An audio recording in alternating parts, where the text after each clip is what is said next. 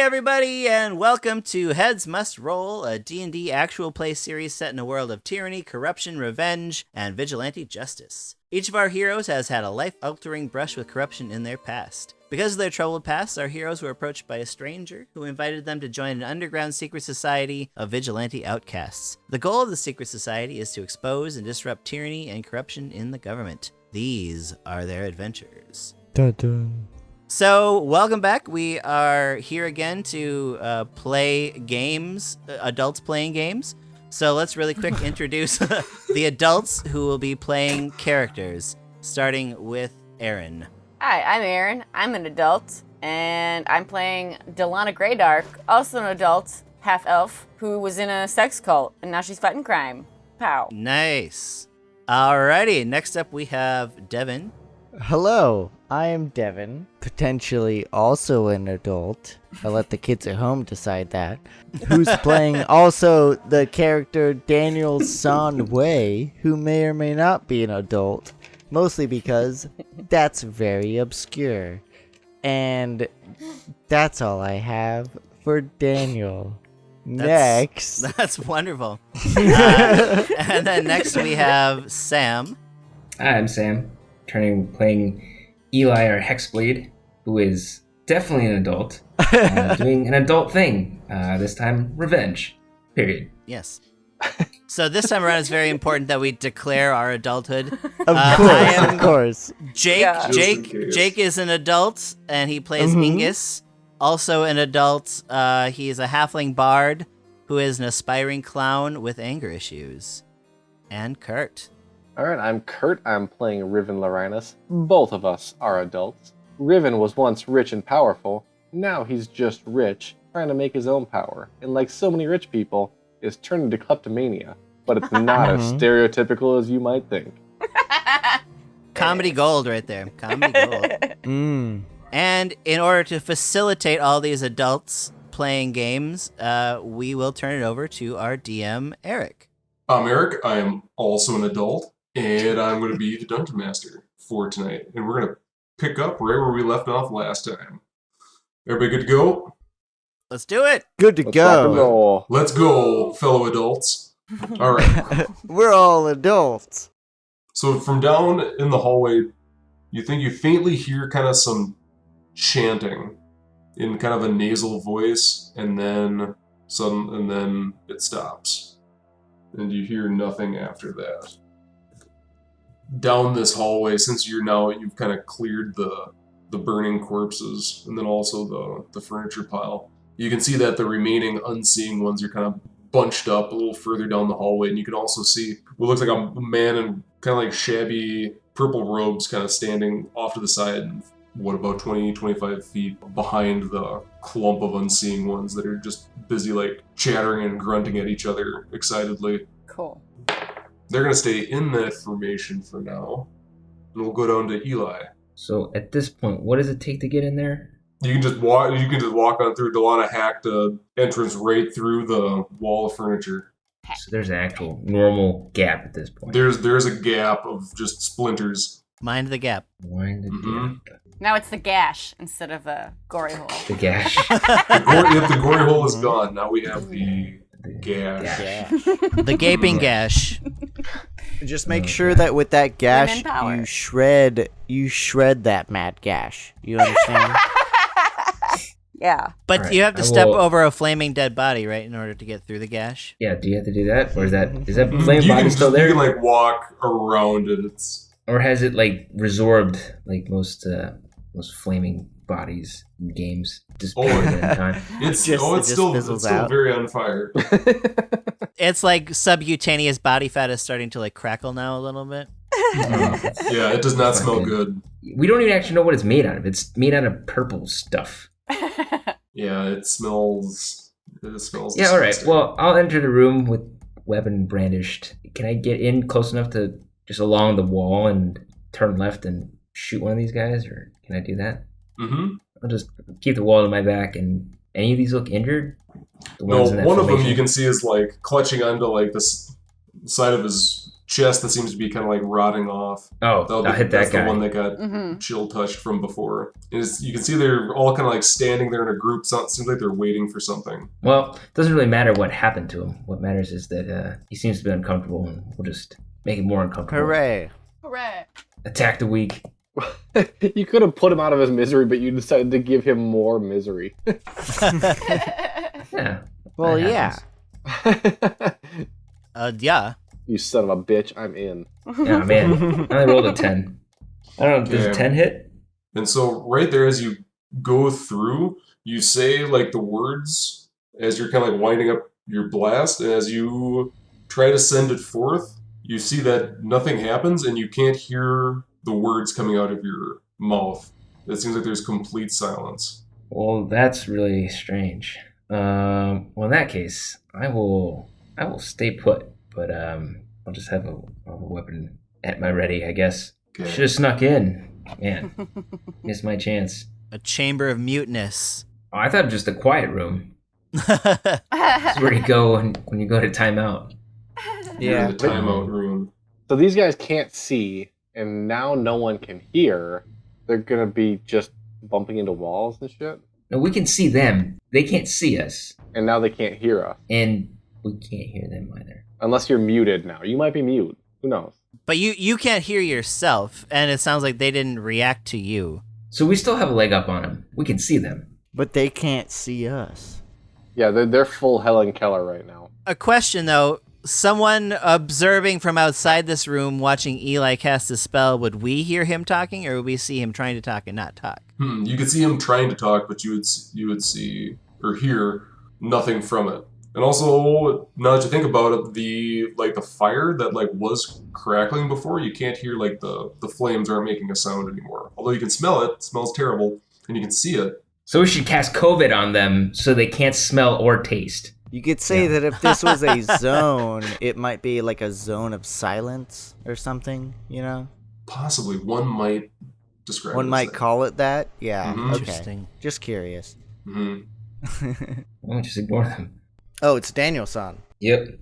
The gash is open, though? The gash is open for business. I guess it is. Sweet. Yeah, so it goes back up to Right. Daniel's turn. Yep. So there is an opening. Daniel-san will stand in between of Eli and Dell and will stand there with his fists up, ready to punch. And so as you go through kind of like the hacked through gash, you notice that like your footsteps, even though you're like walking on like broken wood, that it's not making any noise. And then as you're standing kind of next to Eli, you notice that you can't hear yourself breathing, or that you can't hear your own breath. I make a mental note of how sneaky this sneaky boy has come. And then I stand my ground. All skill. You're just so proud of yourself. This sneaky boy's in the zone. Hell yeah, dude. Wait, so saying Kia doesn't actually affect your key points, does it? Absolutely not, no. Okay. Secret rule. Yeah, it actually does. Part of the class. You must yell Kya. Key points have a somatic component. Okay, speaking of sneaky boys, it goes down to Riven. Alright, Riven is also gonna climb on through the gash. 2, 3, 4, 5, 6 tiles. Takes me into the opening. Okay, and you also noticed that the fire doesn't seem to be making any sound. But then also as you walk through the broken wood, there's no sound that seems to be coming from that. And you cannot hear yourself breathing. Okay. I'm going to shout, "Eat arrow, evildoers!" And I'm going to unleash an arrow at the unseeing one closest to me. Okay, and as you mouth out the words to that, no sound comes out, but the arrow still flies. Okay. Completely silent.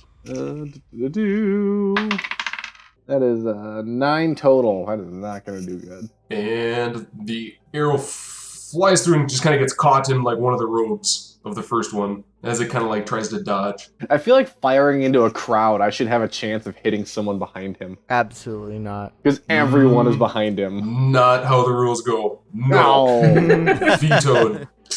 No. Now, if you had fired on the crowd, Yeah, I should have cast fireball. Yeah, crowds have a very low armor class. Yeah. But you have to state it or it doesn't count. Alright, any other actions? No. Oh, wait, yes, I'm going to hide in plain sight. Can I do Okay. that? Not in plain sight, but I guess there are a couple. There's a flaming body and then also another body that you could Hide behind. crouch behind. I'm gonna hide behind the flaming body. Okay, you hide behind the flames. What does that even mean? Means what he said. Yeah, that was pretty clear. Okay. And then Riven, Eli, Daniel, and then Dalana, you see kind of the man standing kind of behind the pack of unseeing ones. He walks off like in between some of the stone columns further down the hallway. Uh-oh. And then it'll go to Ingus. I am going to proceed into the room. I'm going to be up against the back wall, 20 next to Eli. And then I am going to pull out my gold crossbow and just shoot at the nearest unseeing. Okay. Is that the one that's closest is already injured somewhat? That was Yep. the chill touch? Yep, that's the one that got touched. I rolled a 12 plus 5, 17. Absolutely. And so that, goes right in to the robes. And you don't hear anything, but it sure looks like he's screeching. I see a pantomime of a screech for 5 damage. And you also see a pantomime of him collapsing on the floor. Take that. Whack! So he falls down. And once again, with my bonus action, I will take a very deep bow. Okay. And Nice. another silent bow from the clown on the left. My life is a performance. As it should be. And it goes down to the Dalana. All right, I'm gonna pull out my bow and arrow as well. Have a stab at this blue guy right in front of me. Or I mean, they're purple, I guess, all of them, but he's got a little blue dot. Okay, so 19. Absolutely. Whoa. So 5. And with this one, so Dalana, you are able to hear the screech, but to everyone else, he is pantomiming a screech again. Oh. As he kind of clutches as a little arrow lodges in his or her gut. Well, I can hear him screech? Just that one? You can hear the screech, yep. Okay. But I couldn't hear Eli before, or anyone else. You could not hear Eli before. Okay. You also probably could not have seen me shouting things at them. Cool. Well, I guess I'm just gonna hide again. Just keep like ducking into a little ball. You just just crouch behind a little bit of fallen rubble there by the side. Yes. And then the unseeing are going to hobble off to the side down here. And they're going to kind of disappear in between like the pillars on the other end of the hallway, leaving their fallen friend and that one that got shot in the gut just now is like holding onto the arrow and hobbling off. Did they all hobble? They all hobbled down the closest corridor to us. Was that the same one that the robed guy went down to? Nope, he went down. What is it? Another one. Yep, the next opening down is the one he went down. Did we already establish if that guy was Solomon or not? Does he look like that oil painting, the robed fella, or is he still too far away from us to know? He did. Yes. Yep. So he looked like a bald guy with like a white beard and some really shabby robes for a guy that's supposed to be raking in the cash. The guy that's in charge of the temple. Mm-hmm. Maybe Solomon was like playing a vagabond. He like pretended to be the guy on the streets and he was the one luring them in. Ooh. Maybe. Saucy. Dun. Eli. I don't know. Let's go up. How far can you make it in a turn? Is it 6 blocks? 5. Yep. So you can double your move. So you can, so you get a move action, and then you can take your action to dash, which is like another of your movement. All right. I'm going to move up to where I can start seeing into that columned area where they wandered off into. For normal visioned people, what is the general lighting scenario in this particular room? Is it? So now, like the torch sconces that are on the side, those are lit. So this room is well lit. Mm-hmm. Although little, just above dimly lit. Okay. With the torches. So for you human folk, everyone is able to see. So Eli, you'd be able to see down this way. Oh, this place is massive. It's a large spot. But yeah, you can see that the hallway widens off in between the pillars into a kind of what looks like a larger opening with a hallway way over on the other side. You mean directly in front of me or to the right? What would be down? Yeah, if I was still looking down the corridor, those guys went to the right into the columned areas, in the first column area? Yeah, so they went in between the columns. Okay. But you said there's a long hallway or corridor behind them or still directly in front of me? So there's a bunch of columns, and then behind the columns, it looks like the room opens up, and then way on the opposite side, there seems to be more columns. There's one that you can see on the opposite side, so it looks like this one big room is paired with like smaller, with like hallways on either side of it. What about the other direction? we're looking to my left. Okay, so if you look like kind of towards like the wall, you can see there's these kind of like side rooms that just have these like sarcophaguses Okay. piled in the side. Well, I'll stand my ground here. I don't think I'm gonna do anything else. Can I hear myself breathing now? You can, yes. So now you can hear again. Oh, that's weird. Yep, and so you can hear some kind of snapping and snarling coming from kind of that larger room past the columns, as well as just kind of like some talk of what sounds like people coming from kind of like the larger room again past the columns. We're probably outnumbered like 10 to 1 or something like that. Who knows? We'll find out. We'll let Daniel make the count. It was pretty accurate last time. Okay, we'll go back to Daniel.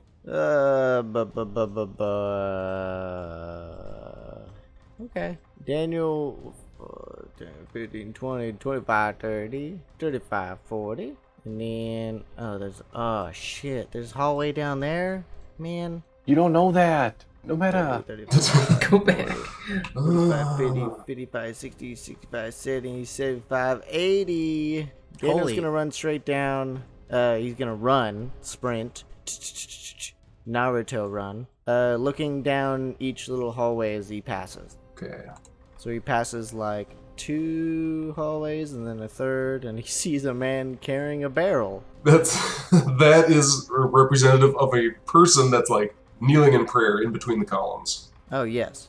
Oh, he's not carrying a barrel of ale. Nope, he's not carrying a barrel. Oh, damn it. Okay. All Nope, right. that is just the tokens that I can find for random folk. So you can see he's in purple and golden robes, kneeling, kind of praying like towards the middle of like the larger room. Okay. But then there's also like a lady in between the earlier columns. So there's like people in between the columns, and you can hear them chanting. So after you started running, shortly after you started running, you could again hear your footsteps. Oh, okay. Daniel spies the view to his right through the columns and stuff, peeps at one of the weird purpley groany guys next to a regular person, peeps some others next to like a fountain. Is that what I see? Mm-hmm. Okay, next to a weird creepy fountain, and says, "Huh, that's weird," and then ends his turn. Okay. And it goes to Riven. So I am going to move 6. I can move up to this corner here. I'm going to hide. I'm going to peek around the corner. So I'm going to move right up to where the room opens up into this larger columned room. I'm going to peek around into the part that's kind of been hidden to us in the larger room so far. Okay. You're going to peek into the larger room? Mm-hmm. So I'm going to peek around this corner into the open columned area. And so as you peek around in that room, you can only really see like from the angle you're at, kind of behind like the wall before you get into the columns, you can see that the room opens up, and you can see there's 2 fountains on kind of the inside. Again, there's 5 really thick stone columns on either side of this really, really wide middle room with 2 enormous circular fountains in the middle that don't seem to be running. They're filled with water, but you can see that there's nothing like pouring out of them anymore. And you can see that Solomon's like standing like in between the fountains. Okay, I'm going to knock an arrow and ready an action to fire on anyone who moves towards me or the rest of the party. Okay. That's it for me. And also I'm going to be sitting there talking to myself. I can do this. And so you hear some footsteps, and then you hear what must be Solomon's kind of nasal voice. And he goes, "My faithful followers, brigands have entered the temple. They've defiled this holy place. Be brave. I may call on you for your assistance. Be ready to bear the burden of my suffering as I fight off these invaders." Oh no. I'm not a brigand. We'll go to Ingus.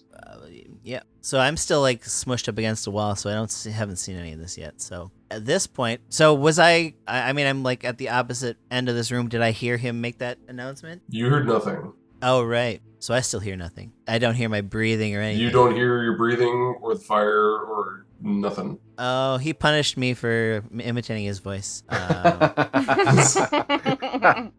was still worth it. I think that was great. Yeah, that was glorious. 5, 10, 15, 20, 25, 30, 35, 45. I'm pretty much gonna dash action over to the opposite side of the pillar on the hallway that Riven is next to. Like we're like buddy cops about to break through a door or something. Oh, hell yeah. And I'm going to look at him and I'm going to point at my eyes and I'm going to point at his eyes and point back at my eyes. And I'm gonna give 2 thumbs up and a really crooked smile. I'm going to point to my back for him to climb on. I don't have enough movement to do that, unfortunately. Darn. Ready in action to jump onto my back if I move.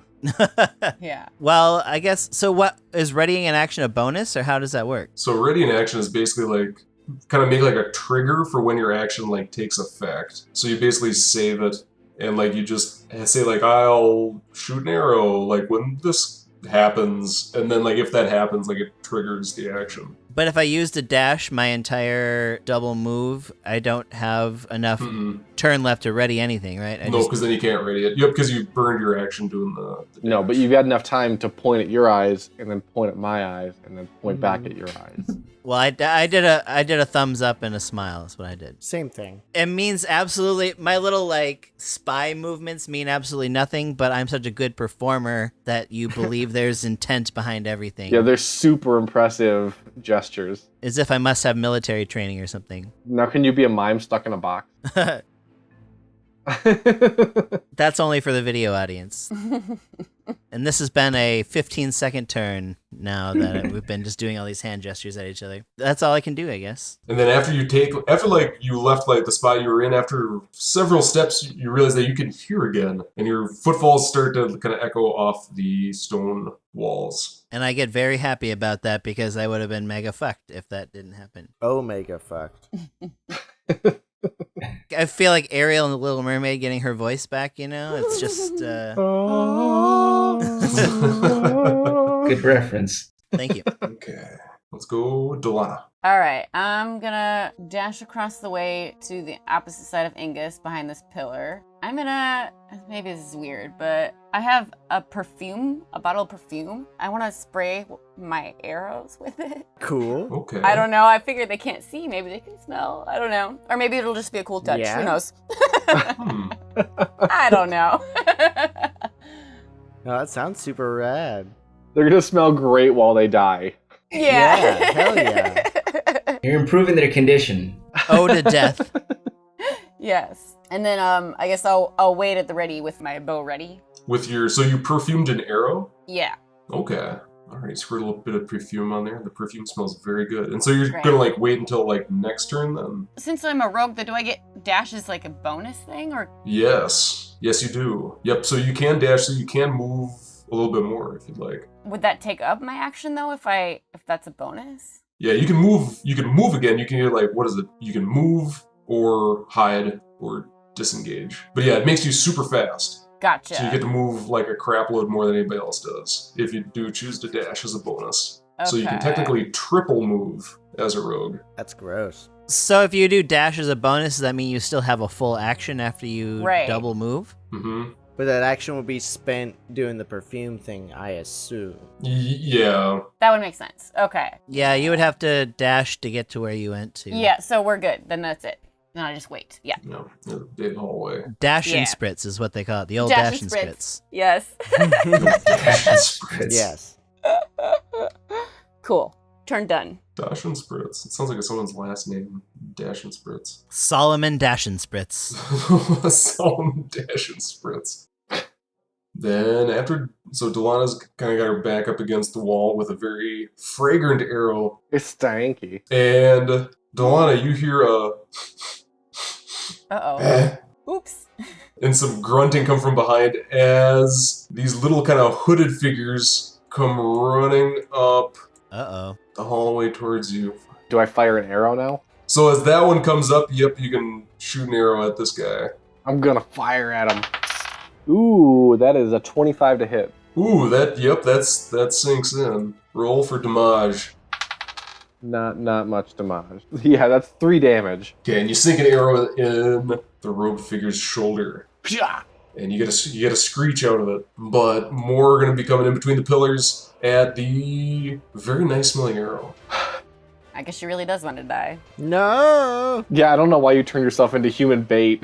I didn't really think it through, like, the actions. Oops. So they kind of started hobbling around the sweet smelling arrow, and one of them that has like the arrow in his shoulder brings out of his robes like this what looks kind of like a really large kind of like walking stick with a little kind of like metal end at the top. Wait, should I have gotten sneak attack since he was within 5 feet of an enemy? Yes. Okay.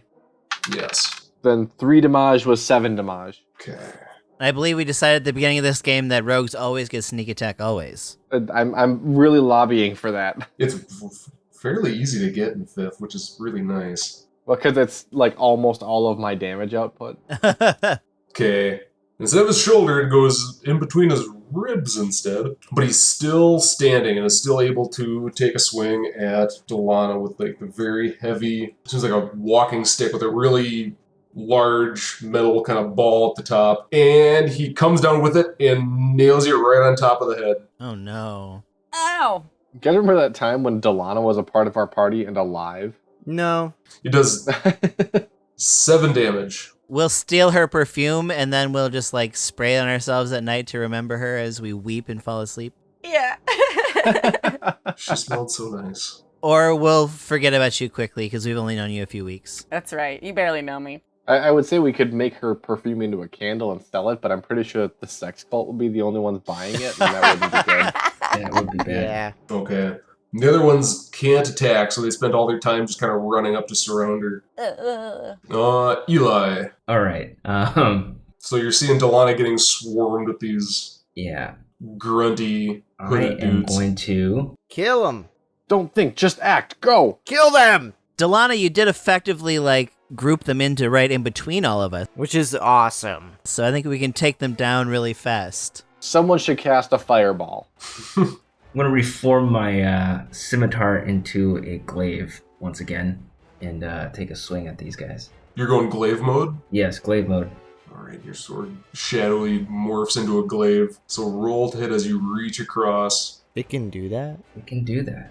That's crazy. It's a 19 to hit. And that hits easily as it slices through his robes. Holy shit. 15 damage. Oh, and your glaive slices through his shoulder all the way into his gut, and he collapses on the ground, almost cleaved in two. Hell yeah. All right.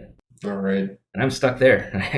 That's Okay. all my turn. And so around one of the way far back pillars, this what looks kind of like this short warrior in plate mail starts jogging toward and clanging along the way, and you can see he's got this like really thick shield in one hand, and he's got this warhammer in the other hand, this long kind of gray beard, and he starts jogging down, and on his way down, he mumbles a couple words under his breath. Oh shit. And he suddenly begins to grow to much larger than his former size.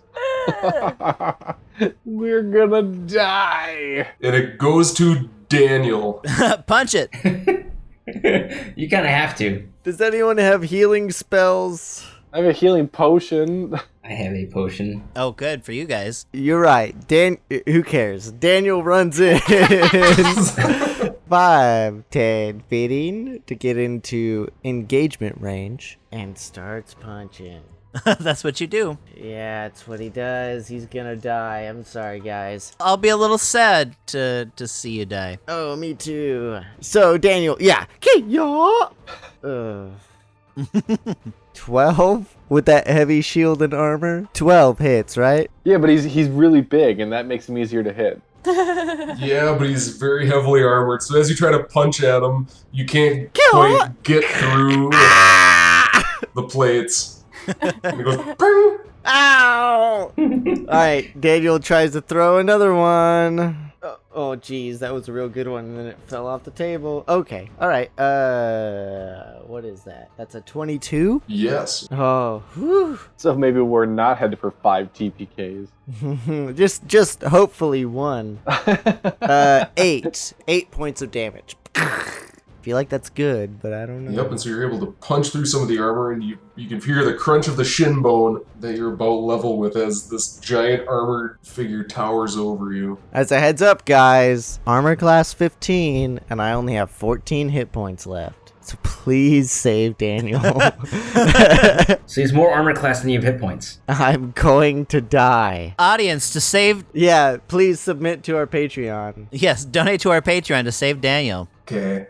Daniel, as you punch in, you hear kind of this like, oh, die, you little bastard. And he swings down with this giant warhammer towards you. Oh, he's Cockney, huh? He's Cockney. It means he's savage. What is your armor class? It's 15. And the hammer's swinging extremely slowly, and you're fairly easily able to dodge out of the way as the hammer swings past you. You can feel the rush of wind.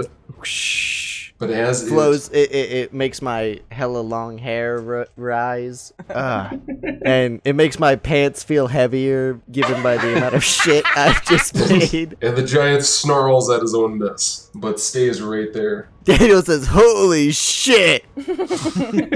Alright. It's gonna go down to... At least Dalana has some perfume for you. Yeah. We'll make you smell better than shit. Riven. I can do a move action, a dash action, and an attack because I'm a rogue. Yes. Okay, so can I move through Eli's space, or is he in my way? Not gonna stop you if you... Oh, you can move through friendly spaces. Yeah. 100%. Okay, so I can move 1, 2, 3, 4, 5, 6, 7, 8 for a dash move to there, behind this giant. Well, why 7? Because that puts me directly behind him so we can flank him. Well, but I thought you could only move 30 feet. Can you move further? So 6 spaces is 30 feet, and a dash move is a double move, is 60 feet, so I can move. Oh, I thought a dash was just 30 more feet. Yeah. Like, the dash made it to where it was double movement. You know what I mean? Like, you move 30 your normal. Your dash Yeah. made it 60. You don't get, like, 90 feet worth of movement. Yeah. Okay, so I can move up next to him, but not necessarily behind him. Not flanking. Yeah. How many hit points do you have? More than you! That sounds great. Bonsai! Make him mad at you. Okay, I'm going to run up next to him. I'm going to drop my short sword. I'm going to draw my rapier and go, have at ye, you oversized little fluffer nutter. And I'm going to stab at him with my rapier. Big words. Yeah, you really showed him what for. He's thoroughly insulted. Yeah, watch out, giant. Leave the intimidating to the halfling. That's 16 plus 4 is 20 to hit. Yes. That sneaks right through his armor. Zah! Finds a little weak Time point. to roll rapier damage. 5 plus 2 is 7 plus sneak attack is 11 damage. So as you poke through, you can only really get up into his leg, but you must have hit an artery or something, because as you pull it back out, you can see that his boots are starting to fill up with blood as he screams out in pain. And you think you see him get a little bit shorter. Haha! I'm very, very sneaky. Sneaky boys! And Daniel goes up for a high five. End of my turn. Hell yeah. Do I high five with my bonus action? Is that what that was? No, you used your bonus action to move, but that was for cool action. Coolness action definitely happened. Cinematic action, I guess we should call it, right? Cinemaction. Ingus. So I look over at this giant guy, and he is less giant now, and I can tell that he's got some bloody legs going on. Mm-hmm. So I'm going to not do what I was going to do, and I'm going to do another thing that I am going to do. Okay. Which is? I'm going to cast Sleep, which is a 20-foot range, but I'm going to cast it just far enough so that the range ends right before Dalana, but catches these 3 Gotcha. unsealers. Okay. Sleep is, I roll what, 5d6? No, 5d8, and that's how many hit points of things fall asleep. That's a lot of d8s. Could be a lot, but is it? It's 14 in this case. Jesus, that's kind of... Woof. 14 hit points? 14 hit points. That is subpar. I'm not proud. It's okay. We got really excited about 5d8, and then we realized what 5d8 actually rolled. That should put at least 1 asleep, right? We'll do... So 2 that are... The one that attacked Dalana, so they just like kind of falls over dead asleep, and the one directly behind him also falls asleep. See, that's not nothing. There's only 1 that's left awake. Ingus. Yeah, nerd. I'm gonna, with my bonus action, take a bow. Nice bow. But yeah, some of the audience is sleeping through the presentation. Hopefully not at home. Not you guys. We're looking at you, kids at home. That is the safest place to be asleep, right? I fall asleep to podcasts all the time, so if you guys are sleeping to this, more power to you. As long as it counts as a view on YouTube. I was gonna say more views to us, because that means you gotta rewatch it. So please do, kids at home. And make sure to like it when you wake back up, and if you haven't subscribed, do that. This is the beggy portion of the show. We're ridding the world of insomnia. I really think a cool Patreon thing is if we did like an ASMR themed D&D where it was all just like really peaceful adventures and we did like really soft voices and stuff. Or we try and make the combat sound really soft, and then into the bad guy. The giant's boots fill with blood. I'm gonna take a nap on the moss. The Right. moss is soft. Make a comfort check. See how comfy you are. Is that Dex or Wisdom? Dexterity to wedge yourself into a mossy spot. Okay, so those guys are falling asleep, and then Dalana, it is your turn. So the guy that just hit you with the club is now asleep, but there's one that is still awake. Stab him through the head with your perfume shit. Fire the perfume arrow into the giant. That's what I'm going to do. Yeah. All right. So, 12. Was it 12? I mean, either way, the arrow's going over there, probably, hopefully. the stank is elsewhere. Okay, and the nice smelling arrow whiffs off towards the giant. He sees it coming and just holds up his shield and just goes boing. And he goes back to paying attention of trying to smack Daniel. Oh no. But I insulted him. Can I hide somehow as my bonus? You can curl up in a ball. Go fetal. If you moved, though, you would have to move because you're in the threatened space of that one guy that's still awake. You could disengage. But you could disengage. And then move? Yes. Yeah, let's do that. But you couldn't hide. Disengage and then move behind Daniel in eye shot of the night guy. Spooky. You strategically step over the sleeping opponents and are able to make it a little bit closer to Daniel. It was a Twinkle Toes move. You'll get an up-close view of him dying. Yes. Crushed Yep. I hope you get an up-close view of me killing instead, but I highly predict you viewing me die. I mean, of course, we'd rather you punch the guy to death. Of course. Yeah. We'll see. Oh, I'm so nervous. Continue. And so, Daniel, you're really lucky that you still have arms right now, actually. So. Yeah. I'm also very happy that I do. You could bite him to death, like the guy from Monty Python. Right? Though I would really love to watch the saga of the Armless Monk. I think that would be really Just a sweet. bunch of kicks. A lot of kicking. Yeah. He's a kicky son of a bitch. Mm-hmm. Your spin-off would be called Just for Kicks. Oh, nice. Now, Oh, man. that Patreon money we're missing out on because you still have arms, Daniel. I'll work on it. All right, boss? We should have a Patreon like people donate in real time to keep Daniel alive. Oh my god. That would have been episode 1 of Daniel's introduction with that fucking crab monster. That crab, dude. Oh, yeah. Oh, Yeah. yeah. Time for America to vote. Should Daniel die? Key, yeah. Or Text key, no. on your phones. Yeah, exactly. Text key, yeah, to 555. Or a key no to... I'd be sitting here texting for you to die. Yeah, Aw. of course, I would too. No solidarity earned thus far. Absolutely not. There's no allies here. Anyway, so whose turn is it next? So, it's these guys. So, Dalana, as you walked over the sleeping bodies to go towards the giant, you got the attention of the guy that you disengaged from, but he's going to run after you. But as he runs, Eli, since you have a weapon with reach, you do get an attack of opportunity for him leaving your threatened space Yay! that he is unaware of. Oh. And also too stupid to comprehend. Well, I have no other choice but to swing at him. Mm-hmm. Dear God. Oh, 14.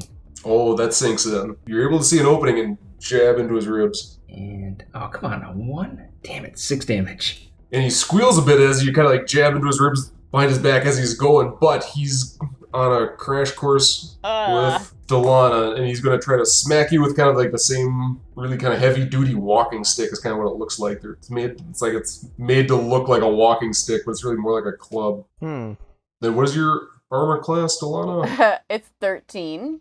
And he does club you. Damn it. This feels like a kindergarten crush where like you like someone, you knock their books out of their hands. Yeah. You start throwing dodgeballs at him. Right. Oddly specific. Take 3 damage from clubbed. Okay. So a light clubbing. Light. It was a light clubbing because he likes you. Dalana has survived much worse than a light clubbing, so. Yeah. I mean, It's all that perfume acting on him. Moving on.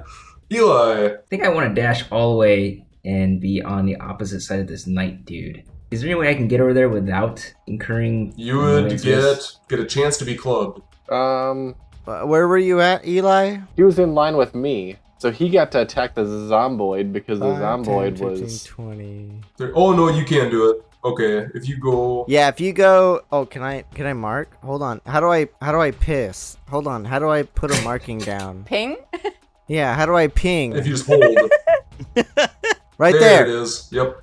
Eli, to the sconce. Why would I go there? No, I Because want it's to go 5, to... 10, 15, 20, or 20, 25, 30. Yeah, that'd be 30 feet worth of movement, and you would be able to still be in striking distance of this asshole. Oh, but I can't, I guess that's... Alright, fine, I'll do that. Well, whatever you want. What are you trying to do? I don't want to tell you what to Well, I do. wanted to get the flanking, but, this is okay. I see. Okay. Well, you That's do okay. you. I can be a bit more intimidating this way, I guess. Yeah. I'm going to intimidate this guy. I'm going to try and intimidate with smashing him in the face. Okay, that works.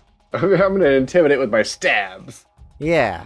I'm going to tell him that Lady Ivana would like a taste of his face. Okay. Roll for face tasting with a glaive.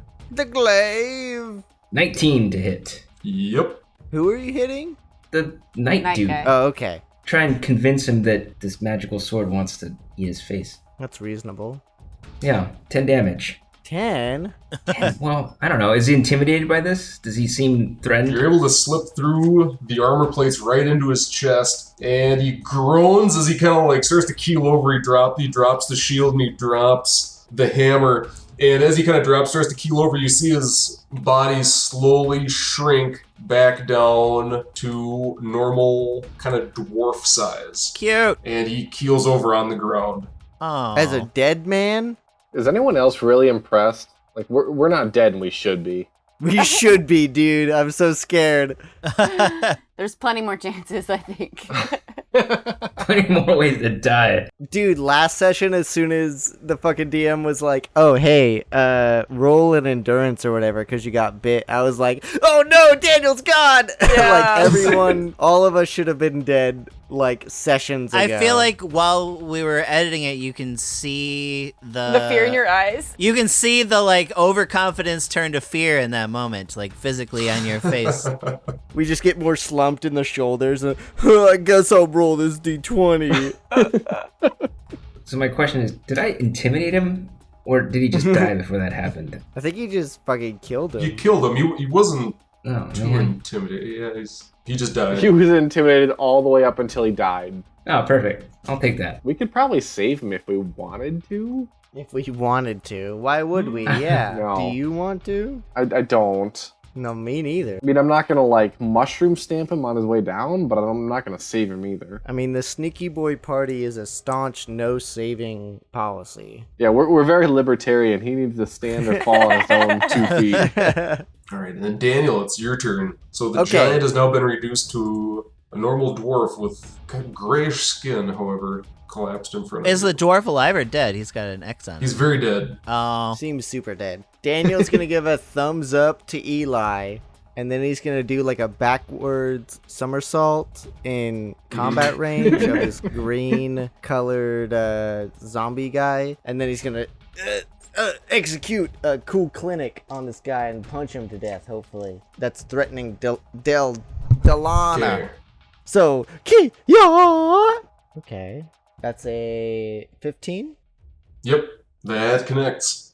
Mad connection. Kia! 7 points of damage. With a crunch, you break some ribs, Yeah, Daniel punches towards but he's still standing. towards the torso, breaks some ribs, and then dips down and goes up for a hit. Can I get some pound cake? Uppercut as he throws that fucking rising uppercut. Kia! With a 15 plus 6, which is a 21. Oh, and that connects right in the Kia! right in the jaw.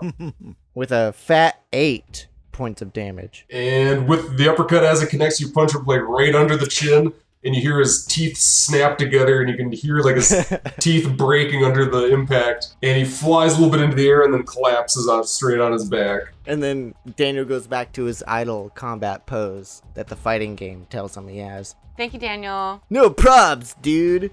And he flashes a hang loose. Do you need some perfume for your poopy pants?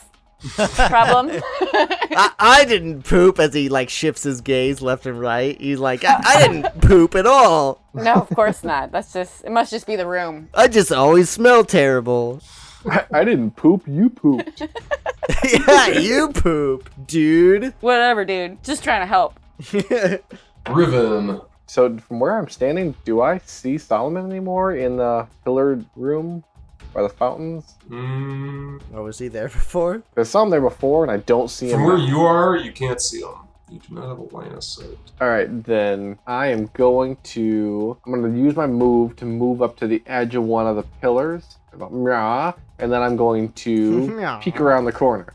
Yeah. And you peek around the corner, and you see Solomon with his hand around a woman's neck that looks familiar. If you remember back to the woman that gave you the job, Yeah. Oh no! you see that she's chained up to the wall, and Solomon's got his hand looking towards you with his hand firmly clasped around her neck. Like the woman that gave us the job, like the... The nun. This is Alma, the exiled nun. That's heartbreaking. All right, well, with my dash move, I can move 1, 2, 3, 4, 5, 6 spaces directly up to him. I'm going to do that, and then I'm going to stab him with my rapier. Oh wow, just go for it. Hell yeah. As he sees you, he holds up his other hand, says a couple words, and a wall of pink painted glass forms in a wall in front of him. He casted Protect, It's not... the Pokemon move. Protection against brigands. Too bad we're not brigands. Protect against heroes. protection against all your players. And protection against PCs. So it's like pink painted glass, like pink and purple and designed that forms right in front of him. And as you kind of like come running towards it, he just kind of smirks.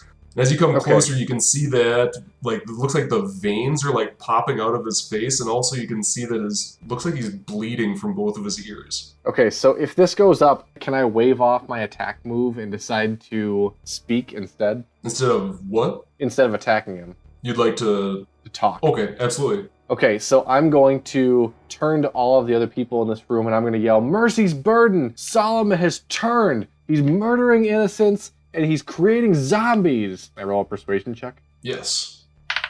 13 plus 5, 18. Very persuading. I believe you. Aw. It doesn't take much, but I do believe you.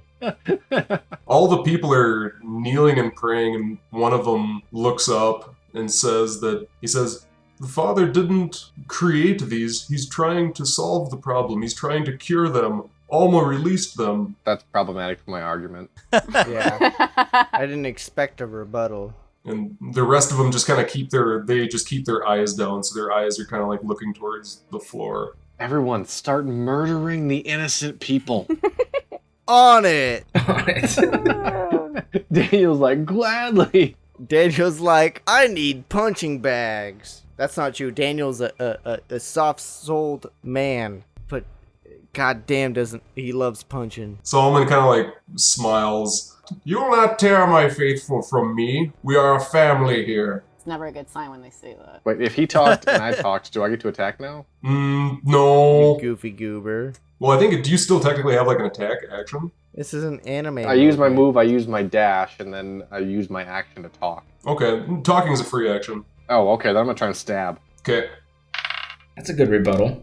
That is 13 to hit. Okay. You're gonna have to go through the glass. I stab glass. Yep.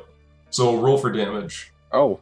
You'll just have to break through the glass. It's like a sheet, but it's about like 10 feet tall and about 45 feet wide. 7 damage. And as you hit it, the glass bursts along the entire length and bursts all out Into my face. towards you. Oh, shit. Your pretty face. And as the broken glass hits the floor, you look down and you notice that all the broken shards of glass, as they hit the floor, they are now stand point up. Nice little caltrops you got there, Solomon. Nerd.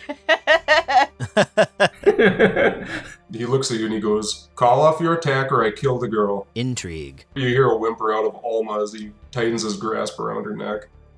I say, kill the girl and we kill you. He goes, "What's my life worth to you?" Surrender, face the authorities, and we won't kill you. He just kind of smiles. He goes, "I am the authority in this place." I saw that coming. That's pretty villainy. Do I get one? I'm gonna say you're outnumbered 5-1. You can't withstand us. And he goes, "We'll see." And he looks off to the side. He goes, "You've made your choice." You hear a crunch as he crunches into Alma's neck, and she goes limp in the chains. Nani! Did anybody else want to have anything to say, or did I just single-handedly decide Alma's fate? Kind of. No, you're good. It was your turn. It was gonna happen anyways. It's fine. Yeah. Does Father Solomon look super zombified? So he doesn't look zombified at all. He just looks like he's got like scars all over his face. That's probably fine. No hair, but for whatever reason, that looks like he's got incredibly high blood pressure. Like all the veins are like popping out of his face and out of his forehead. You can like see his pulse in one of the veins, and you can see there's like blood running down either side of his head from his ears. That's probably less fine. Yeah, that's probably less fine. All right. So if we get his cholesterol down, he'll calm down a little bit. Probably, yeah. Just get him some Cheerios. And he's gonna stay right there. Ingus, goes to you.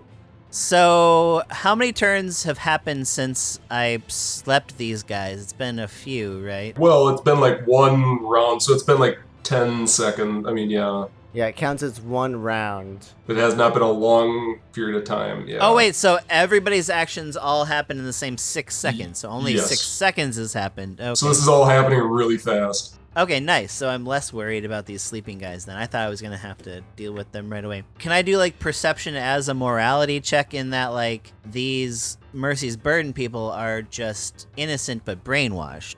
It seems so. So they're not really an enemy, so if I'm killing them, I'm a terrible person. So I should be trying to, like, come up with a solution where they stay alive. That's up to you. They don't seem like they've done anything wrong, and they're just kneeling there with their like heads to the ground, and you can hear that they're lightly mumbling some sort of prayer. Each one of them has like a different prayer, but they're not intervening.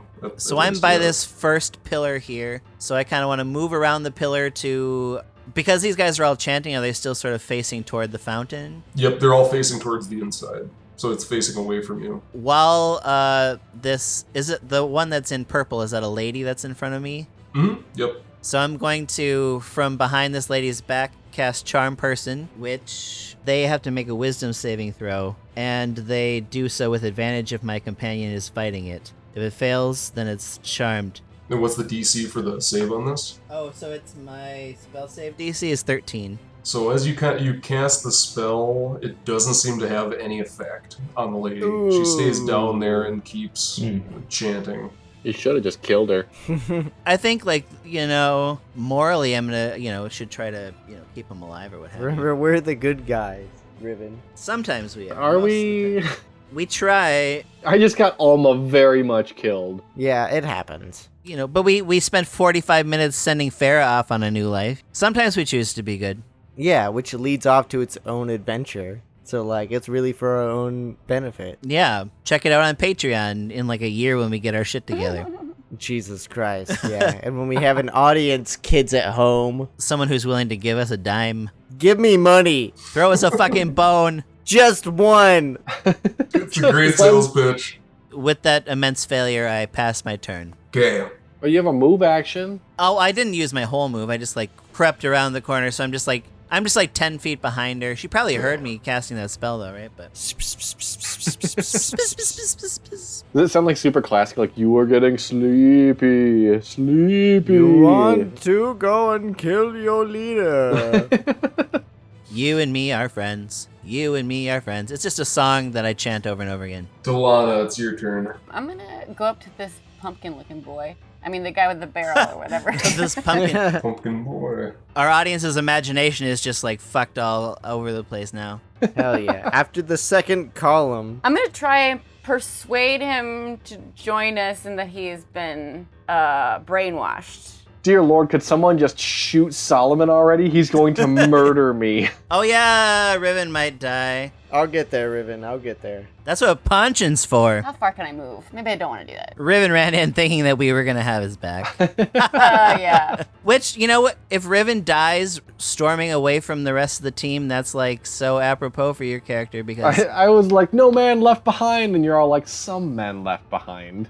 Some man named Riven. in the first few episodes, all you did was storm away. You'd get mad and just like leave. So All right. dig your bed, now shit in it, Wow. or something like that.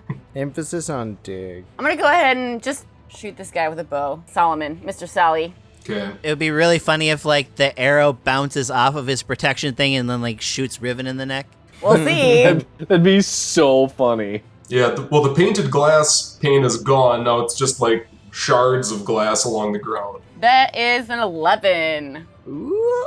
And so the arrow goes through and it hits its mark, hits him in the chest, and you hear, well, Riven, you hear a faint ting, even though it looks like he's just wearing a robe. He's got a breastplate on. It's a trap. Or he's a robot. He's got Kevlar. I want me some armor. Riven, I also want to point out that about half a dozen times in the past you hid when you were in absolutely no danger, and then now you just ran up to the villain. Don't worry about it. I got super amped up about all the punching, and I wanted to just be a part of it, and I... Sneaky boys forever. Sneaky boys forever. All right, I'm gonna dash and I'm gonna get closer. I'm gonna be up in this action here so that I'm right across from Alma, I guess. Or not right across, but Almost, you mean almost corpse. Yeah. Yeah, she's got 3 dice rolls before she dies. So. Yeah, so she's just limp in the chains. Women help other women, okay? I'll go pour my only healing potion down her throat. There's a special place in the abyss for women who don't help other women.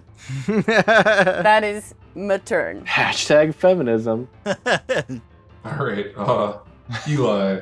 All right, we are gonna move 2, 3. I think I can dash all the way over here. So you can run around. Or can you go around a corner or not? Did you dash there? Yeah, I dash my 12 squares. Can you use an action to cast spells, or can you use a bonus action? I don't think I can do anything. Oh, okay, you're right there. If he casts a spell, though, that counts as him getting an attack of opportunity, right? DM, boss boy? No? You can cast spells in combat now. You can cast spells in combat? Yeah. Yep. This game is trash. You have to concentrate on a spell, On certain spells, yeah. especially getting your skull crushed in. That's it. I'm bringing back Thaco. I'm bringing Thaco back. Yeah, I'm bringing back. You just go out in the lawn with switches and you just beat each other till one wins. That's what I bring back. Fireball. Lightning bolt. Eli, is that the end of your turn? Do you have any bonus actions? Nope, but I can talk, right? Yeah. Solomon, how about you explain yourself? I really want to hear his side of the story. Like, what is this evil that Alma's released, and what's going on here? No, less blabbing, more stabbing. Come on. Well, wait. I don't remember where Eli is in the initiative order, but if he's last, then Daniel might be able to go sneak in while he monologues. Okay. And punch. I'm at the bottom of this. Daniel, you would be sneaking during this. Okay, I'll Yeah. roll a sneak thing to see if this works canonically. You sneaky bastard, you got me I am a monologuing. sneaky boy. Tell me everyone is going to try and move closer. It's only a 14 for the DM's head cannon, but continue. Solomon basically he says that he's trying to save the world and that Alma was a traitor. You gotta be more specific, man. She hired you. I thought we killed all of you. I don't see how that makes you in the right. The right. I thought we committed sufficient murder. Yeah. I don't see how killing a bunch of people makes you saving the world. I could say that I'm killing you and that's saving the world, and you would argue differently. And he basically explains that he's trying to cure the roving death. By killing people. It takes a lot of experimentation and it takes a lot of funding. Mm-hmm. and that sometimes there need to be sacrifices along the way, and that Mercy's burden is the perfect example of that, is that sacrifice for the greater good, and we're all dedicated to that. I suppose these people here are the greater good, and everybody out there is the sacrifice? And he looks at you and he goes, yes, I'm willing to sacrifice all of you. Oh wait, so you're willing to sacrifice these people too? Yes, they made that oath to me when they joined the Order. They knew what they were getting themselves into. And I'm gonna go, it's not called sacrifice, it's just called murder. Are you willing to sacrifice yourself? That's not gonna happen. I'm willing to sacrifice you. Awfully strong words for food to be speaking like this. Food. That doesn't sound good. This cheeseburger is ready for murder. Cattle like you should know their place. Daniel, where'd you move to? I moved next to this purple. I only went 40 feet of my distance because I wasn't sure if my 14 or whatever it was counted. If it did count, then I was gonna take more than I was given, and I was gonna give an additional 40 feet and give 1, 2, 3, 4, and move here, and then just punch him when he was done with his monologue. Just start, God! But wait, you only have enough movement to get next to the praying lady? Well, if I only had enough movement with a sneak action is what I thought, then yes, the purple lady is what I got. You were able to get up next to one of the praying. Yes, people. And I pretend to pray, probably to try blend in Jackie Chan style, and I'm like, yeah, and I wait for my opening. And it goes to Riven. Oh, it's not me. Okay, No, not you. Me. do it. Take care of him. Stabby, stabby. So I'm going to take a step over here so that I'm on the exact opposite side of him from Eli, and then I'm going to attack him with my rapier. So as you walk out of the broken glass, you'll take 1d4 damage from crunching across. Wait, from leaving it? Really? Yep. From going in or out. I took 4 damage. I roll better on your damage rolls than I do on mine. I was gonna say, you were so kind to make the players roll for their own damage. That was so nice of you. Honor code. I rolled a 19 on my first roll. Do you need me to roll a second roll? We're flanking him, so I should have advantage now. Yes. Oh yeah, because Eli's reach. No, is okay, sorry. It's 19 plus 4 is 23 to hit. Yes. Yeah, Yep. but you want that sweet 20. You want that 20. Get that 20. Oh yeah, I can roll to see if I can get a critical. Good point. I roll another 19. That strikes. 1 plus 2 is 3 damage, plus sneak attack is 5. Is 8 damage total. It's pretty hot. And as you hit him, you hit something hard, something metallic, and then you're able to sneak your, what do you have, a short sword or a rapier, right? Rapier. Okay, and you're able to sneak your rapier, just kind of bends around it and finds a squishy part. I'm very, very sneaky. So it's gonna go to Solomon's turn. Oh no. And he goes, I will show you sacrifice. Dasha and Daniel, the woman next to you, looks up. And he says a couple words under his breath, and he goes up like this. He goes, your sacrifice is appreciated. Snaps his fingers, and this huge wham happens right in the middle of about right there. And this huge kind of thunder wave comes off from that one epicenter, and it shakes the whole temple and the pillar as Dasha's thrown back. Everyone roll Constitution save Okay. as the sound wave hits you. Or the concussive force, I should say. So that's gonna hit Daniel, Eli, Riven, and Dalana. I'm not in range of that. 21. No. 13. 19. Daniel got 8. Okay. So Eli and Daniel, you two take 9 damage, and then Dalana and Riven just take 4. As you're able to kind of shield yourself from the concussive force of the blast. Although the woman off the side is thrown back 5 feet and is now Aww. dead in the back. Oh, God. And he can do this a bunch of times. I guess so. And you can see that Solomon stands there, and you can see that some of the flesh off of his face gets ripped up from the own. So he was caught in his own blast, and some of his robes kind of get ruffled and ripped apart. Ha! Take that, you salty son of a bitch. You think you see a glint under the robes as they're kind of ripped up. And then Ingus, I wish I had like one spell that could just get all of these healer guys to just give up on this. I'm just gonna try and charm this lady that's in front of me again. Is that terrible? But why? Why? Your party is antagonistic towards their side. Oh, so though. she does get the advantage. So she on would that. because you're part of an invading party. And she's been brainwashed well. Yeah, she's not gonna like attack you, but they're would be in conflict with you being there. Well, I can use, but these guys are all just basic humans, right? They're not strong. They're just people. Yeah, so they're unarmed. They're just people in robes, and it doesn't seem like they cast any spells, and they don't seem to be taking any actions.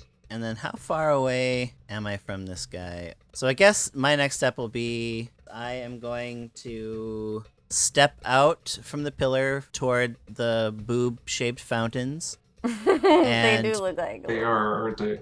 ovally boobs. Pull out my gold crossbow. Let's see. I'm going to also use my bonus action Bardic Inspiration to bless it with psychic toxic damage that says you're evil because your mother never loved you. Oh, don't bring the mother into this. And then got to bring the mother into this. So I'm just going to do a ranged attack with my crossbow and add that 2d6 toxic damage if I hit. Okay. That is 12 plus 5, 17. 17, that hits. So that hits him in the chest, and you hear a ting, but you also see him grit his teeth as it sinks in real deep into him. Roll for all that damage. And all his mommy issues, too. It all comes out. Mama, why? It is 11. 11. Ooh. All right, and he grits his teeth and kind of looks up at you, and you can see his eyes are just basically bloodshot at this point, just wide in rage. You've never seen this old of a guy this mad. Yeah. I'm worried, though, that as long as these people are still around, he can, like, sacrifice them and heal himself. So are we really doing damage without You just gotta kill him quick. disseminating? Okay. Kill him quick. That's good. Well, I'm helping with that. Yeah. Turn complete. Okay. He's now worried about his mom. Yes. Dalana. I'm bringing out my chill touch again. Love that shit. Ooh. Love that shit. Love that chilly touch. Let's just see how it goes. Well, Eric, are you drinking wisdom juice? Yes. Nice. What kind of juice? It's my DM juice. Oh. Tonight, it's a mix of Coke No, Zero. don't say. We'll sell it in the Patreon. Wisdom juice. Wisdom juice, yes. Out of a liter mason jar. so I'm totally worthless. I did an 11, which I'm assuming. That's a ranged spell attack? Yeah. So he just kind of moves off to the side, and the rage goes off of the wall. Does she get advantage because we're flanking him? Not for a ranged Oh. attack. So with you mean with flanking and stuff? Yeah. That's just with melee. I guess I'm just gonna go hide behind this fountain. Sorry, Alma. I guess I'm just not helping women today. Sorry, Alma. That's what you get. And turn. You go and hide behind the fountain. Again, some men left behind. Okay. Goes to Eli. Can you use a bonus action and cast a spell that takes the length of a bonus action and attack in the same turn? No, you can't. You can't cast a spell and attack in the same turn. How do you have a spell that takes the length of a bonus action? Some do. Wait, maybe you can. So I'm not going to make any move action. I'm just going to use the bonus move. Yeah. Basically, that chunk of time that's a move action, I'm just going to cast a bonus action. So instead of a bonus action, a move action, and an action, I'm just going to do 2 bonus actions in it. Okay. I don't know if that's... I think so, because you can do like another bonus action. I mean, because I would think a bonus action is shorter than a full action. So if another one just takes a bonus action length, you could substitute that in. Instead of a move action. What are you trying to do? What's the... I want to drop Hexblade's Curse on him. Okay. That is just a bonus action. And then I would like to cast Hex on him, which takes a bonus action. I think you only get one bonus action, though. Yeah. But can you... I guess my question... You can't cast 2... Well, one's just a bonus action. It's not a spell. Hexblade's Curse is just an ability. It's just a thing? Okay. So it takes the time of a bonus action, but the Yeah. question is whether... I guess I could have cast it anytime or used it any time or other, but that's I'm going to use my bonus action to drink some sketch. a good This choice. is my bonus action to get with your mom. Ooh. 6 seconds is more than enough for Daniel Sunway. I'm going to say that you can, because if the second one is a bonus action, but you're using your action to do something that takes the time to do a bonus action, I feel like that would make sense. Then would I be able to do an attack? Well, the attack would be an action. We'll make it simple then. I will cast Hexblade Curse, and I will attack him. That works. Does he get there's not a save against that curse, is it? It's just kind of like a mark for you, right? Yeah. Okay. I only get +2 damage and some hit points back if he dies or something like that. Okay. 18 to hit. That hits. Take that, Solomon. 11 damage. Fuck you, Solomon. And you slice into his side, and he cries out in pain as the blood's starting to soak through his robes, and you can see he's starting to look, instead of so mad, he's starting to look worried. Yeah, the cattle are fighting back. You nerd. After Eli, okay, it's going to go up to Daniel. Oh shit. Okay. Finish him. Note there's a lot of broken glass between you and Solomon. Yeah, don't worry, I saw that, and I assumed it would do more than 5 points of damage. Is that how much you have? That's how much I have. Can you jump it? Well, that's what my second thought was. Can I do a sick, cool jump across the way? Flying kick. Oh, can I do... Okay, yes. I guess it's only about 10 feet. What would that be, like an athletics check? Be a long jump? And then, yeah, it'd only be 15 feet of my 40 feet worth of movement I could totally do that. with the jump in there. Sorry, that's a lie. It's 35 feet of my 14 feet movement. And I'm asking the DM. You're gonna try to jump it? I would love to jump it. Okay, nope, and you'd have a running start, so yeah, absolutely. That'd be an athletics check, but that's gonna be fairly easy. Don't tell me the odds. Well, yeah, you'll need to make a check, but like that's not with a running start. No, acrobatics is more. This would be acrobatics is like squirminess more. This is raw power of getting over it. Okay. So yeah, this is power, but you can use your new strength, I think. Does athletics play off of strength? Yes. You should kick him while you're doing it. I would love to. So since it's your gloves, you should do a handspring over. Yeah, I would love to. Okay, so it's a 4. I don't have a proficiency in athletics. I do have a +4 in strength, so it's a 12. And so with a 12, with a running start, you're able to soar over the broken glass and then land. Well, there's one. Uh-oh. I think this open area right in front of Eli. Yeah, there's one square. I figured I'd be right there. Yep, so you're able to clear the broken glass with fair ease. And you land next to a very stunned and impressed Solomon, who's bleeding profusely. Now punch him a lot. I figured I wouldn't be able to do more than one punch, but can I in fact do just one punch? You can do a punch. Alright, that's all I wanted. Oh, that's pretty hot. So an 18 plus... an 18 plus 6, so that's a 24. Yes. Alright, that's not the point that matters, though. It's more the damage. That's important. I mean, they're both important. 6 points of damage. 6. Woo woo. So as you punch into him, you feel kind of some bones break, but you also feel like you can feel a couple of bones break, but it almost seems like there's armor in between the bones, and those bones aren't breaking. It's a strange feel. Where do I hit him? Like gut? Like in the chest. So this would Okay. be in like rib territory. So I do a somersault forward and just drill it towards the chest, maybe? Mm-hmm. Okay. And he's well hunched over and coughs out some blood after Oh, good. your punch. Fuck that guy. Riven. All right, I'm gonna try and stab him again. Okay, roll the stab. 17 plus 4 is 21 to hit. That hits. All right. Woo.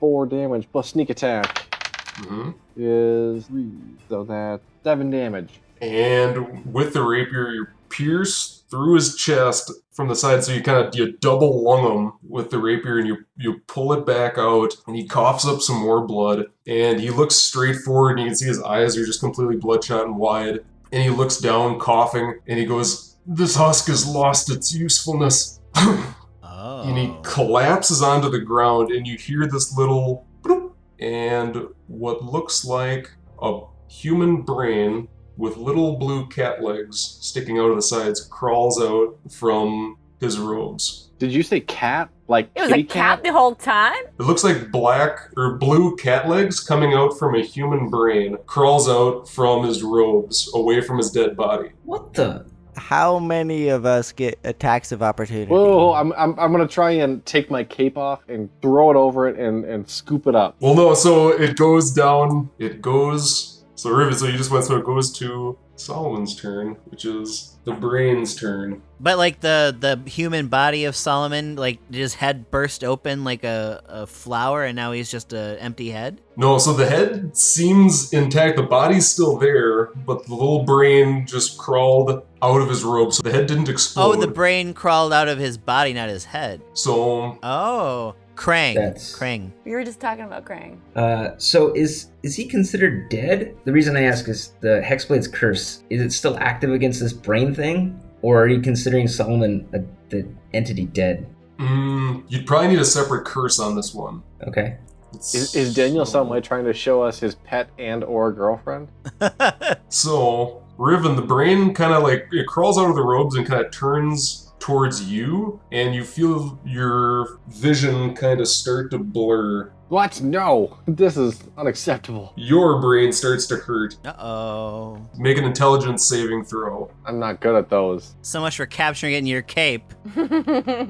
Obviously, you're not good in an intelligence check. You tried to catch a 13. brain that in a cape. And thus ends Riven. The brain kind of starts quivering, and you kind of feel like the world kind of starts shifting around, but you kind of look at the brain, and you're able to keep your brain from melting. Oh, that's good. I really wanted to keep my brain from melting. Does it seem like any of the damage that was done to Solomon transferred to this brain, or does it look like a perfectly healthy, fresh brain? This looks like a new brain, but it has some like kind of cerebral fluid on it, looks like. Okay. And Ingus, it's your turn. Well, I am going to cast a spell on it. I guess it's probably since it's a walking brain, it's probably pretty wise. So like these wisdom saving throw ones are going to be hard to pull off on him. But what else do I have? Not if you wait a moment. Okay. I guess I could can I ready a spell as an action? Mm-hmm. I am going to ready Dissonant Whispers as an action for this. I'm just going to cast Dissonant Whispers on it Okay. now. So essentially, I'm going to concentrate on it and send my toxic psychic energy to it to be like, you may be smart, but you're an ugly, gooey son of a bitch. And your mother didn't love you. You see it kind of turns towards you. Your brain mother didn't love you. And it quivers, and you can see a little like one of the wrinkles in the brain. She goes,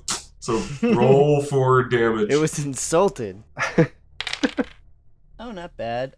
7, 11 also. Had a little brain stroke. A part of the frontal lobe just got like exploded out after the insult hit. My mother loved me. Yep, that's an effect.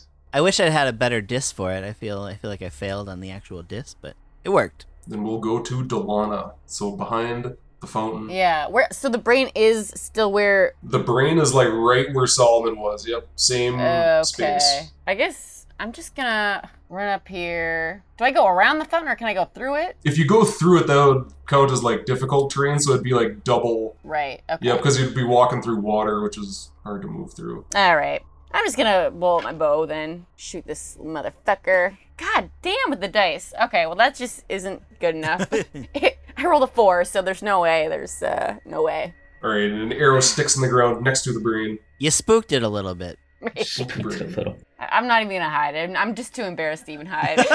And then we'll go to Eli. So we decided you can't use a bonus action spell and attack at the same time, correct? So I'm gonna have to look that. These rules are I'm gonna have to unclear. look that one up. While you're looking that up, has the concentration of the praying people changed at all when the brain was exposed? Yeah, so when Solomon collapsed and the brain came out, the people, like a couple of them kind of, they started peeking up when they started to find out that everyone was kind of closing the distance on Solomon. And when they saw him go down, they all gasped and they all just kind of backed away. Kind of in like disbelief of...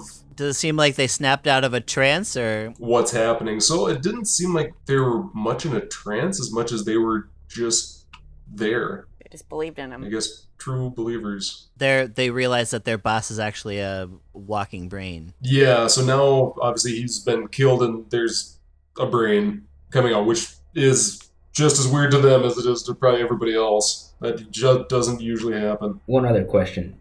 If I were to attack even though I'm swinging through Daniel's space, is that allowed? Or is that not allowed? I think you can do that. Yeah, Daniel will make it really nice, like, a C shape around his body, Poke through it? so you can have a nice avenue of attack. It's a glaive. I'm swinging around, but that's okay. I'm going to cast Hex either way, so it's up to you whether I can swing and attack in the same turn.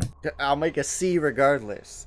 Then we don't block the spell. So Hex has 2 abilities. Until the spell ends, I deal an extra 1d6 necrotic damage. But also, I choose one ability when you cast a spell. Target has disadvantage on ability checks made with the chosen ability. I think I will choose Wisdom. Okay, so it's got to make a Wisdom. No, if it tries to use an ability if it has an ability check that's tied to Wisdom, then it does so at disadvantage.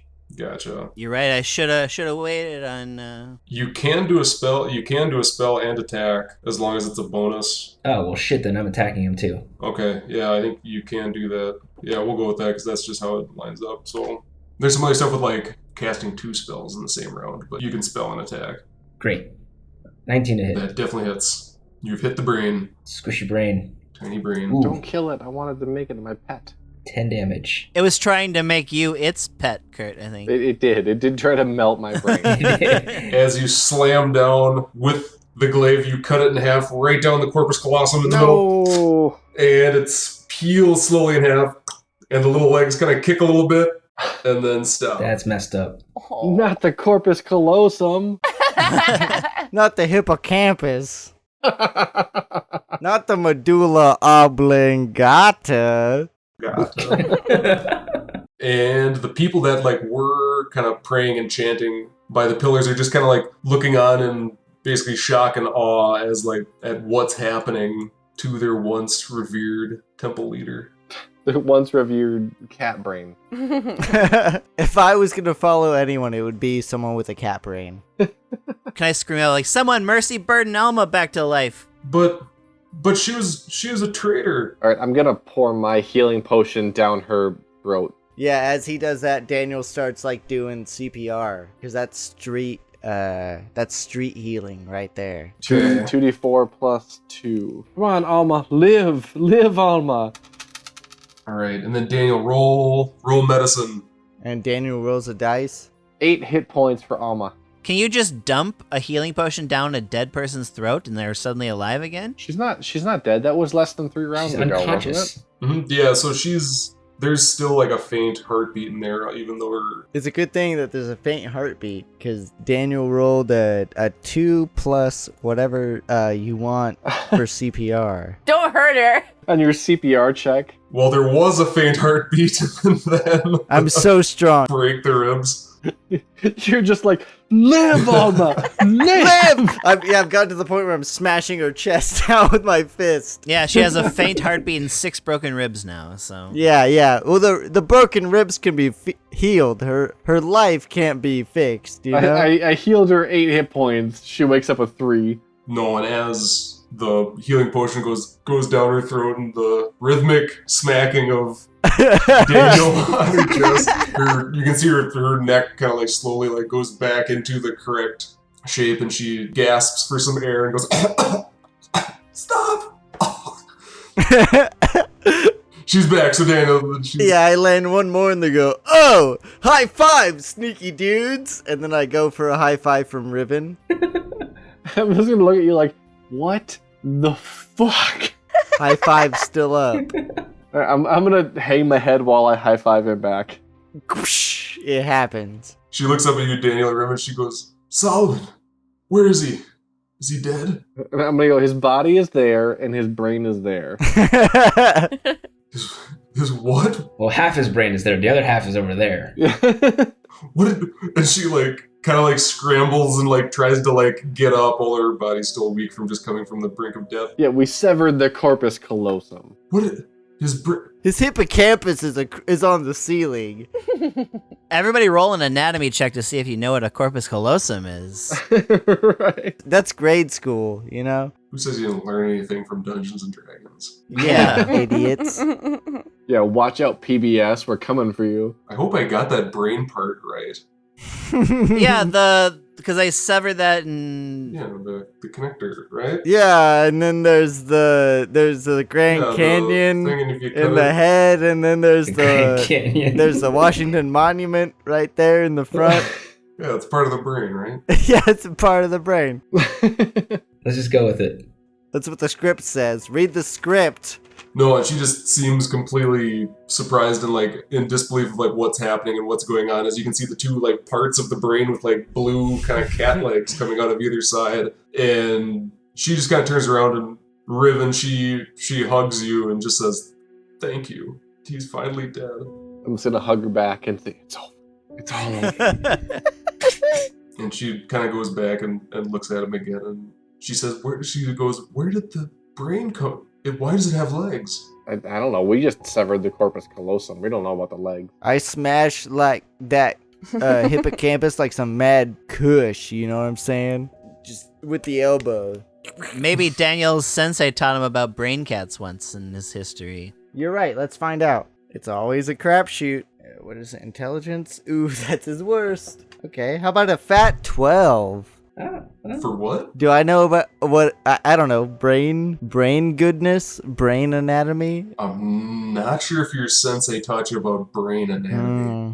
I don't think there's a lesson on that. Sensei Sunway never told me about that. He told me about the nerves and which one to hit to make you fucking paralyzed for life. But other than that, no. Wax on, wax off, brain cat wasn't the... That's the one. Yeah, wax on is for your nerves and wax off is for you to be nerve dead. You know?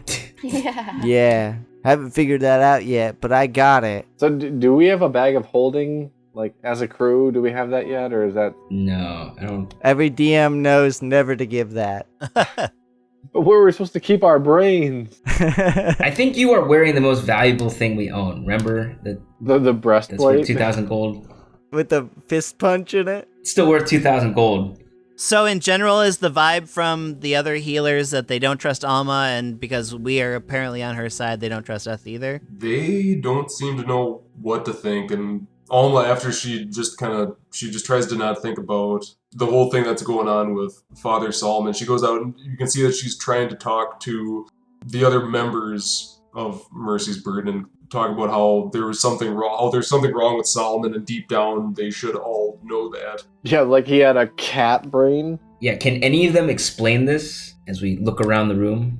No one knows what the cat brain is about. As a natural performer, can I go next to Alma, and as she's trying to explain it, I want to sort of like re-explain it in sort of flourishy language and use sort of like pantomime and performance to make it all a little flashier and more convincing? While he's doing that, I'm gonna pick the cat brain parts up by the cat legs and throw them in my bag, and then turn to Alma and say, "What is this place?" And then Daniel's gonna pick through Father Solomon's pockets and find what goodies are in there. Loot the bodies. Yes. Yes, he's gonna begin to look through how many golden necklaces he's wearing and put them in his pockets and not tell anyone ever what he found.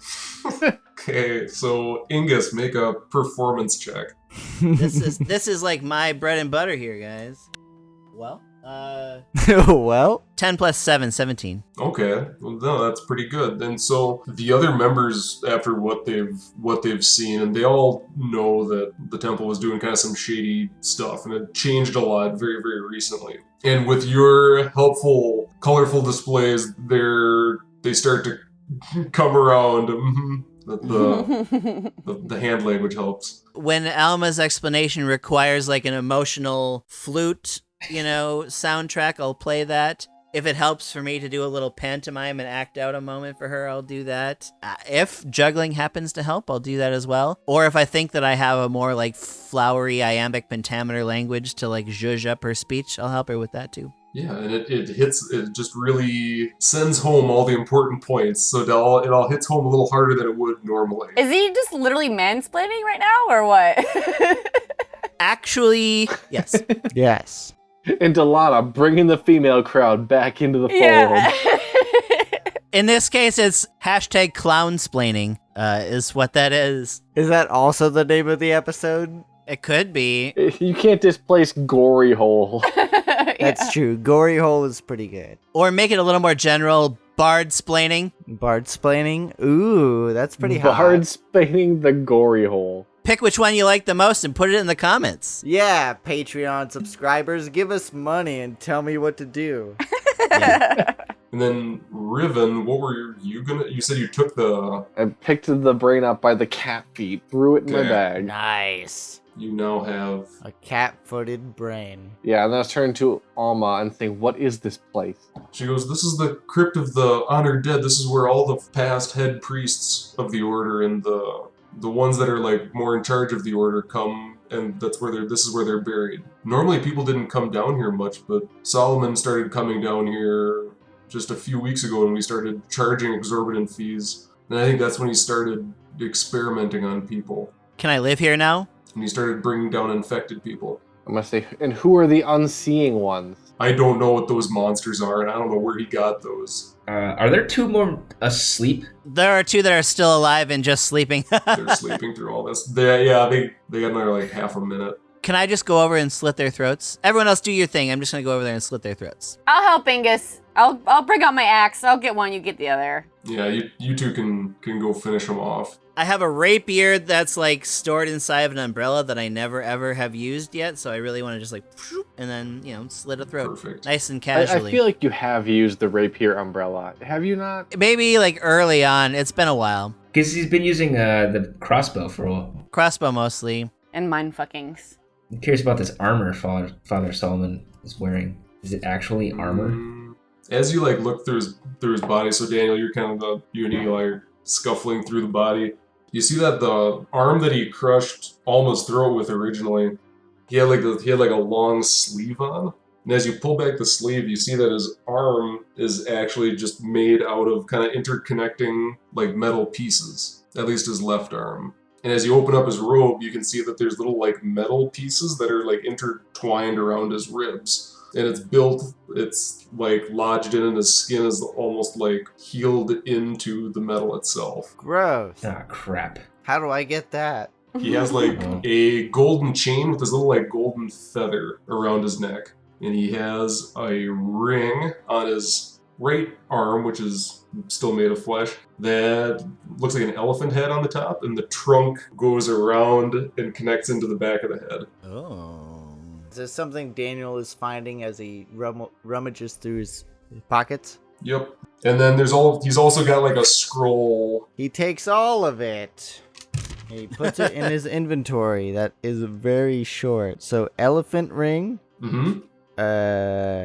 New hotness. What else was there? Sorry. So there was like a golden feather amulet. Golden feather amulet. What else? And some really cool slippers that seem to have like a spider web shape over them. They're woven slippers. Ooh, new slippies. Nice. Spiderweb slippers. I feel like that would make a clown more acrobatic. You would think. But anyways, so after Daniel has put all that shit in his pockets, or his backpack or whatever, nothing else, you say? Well, and the shackles that... Well, wait.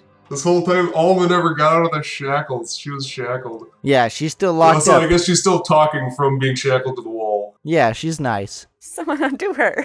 Forgot about that part. Okay. That'd probably take away from her heartfelt talking to the other members of Mercy's Burden. Probably wasn't quite as heartfelt, but... Right. And then some man explained it for her. No, Solomon would also have like a small key A small key. that would go to, well, probably the shackles. I wonder if this is Small- for Alma's shackles. Small Solomon key. I wonder what that could be for. And the shackles she's in, yeah, seem to be like a weird blue sheen to them. Does the key have a matching blue sheen? Mm-hmm. Yeah. So Daniel proceeds to punch the chain of Alma's shackles Gah! And see if that helps at all. Punching always does. It always does. Either that or the knife. And the knife has worked more than it should have.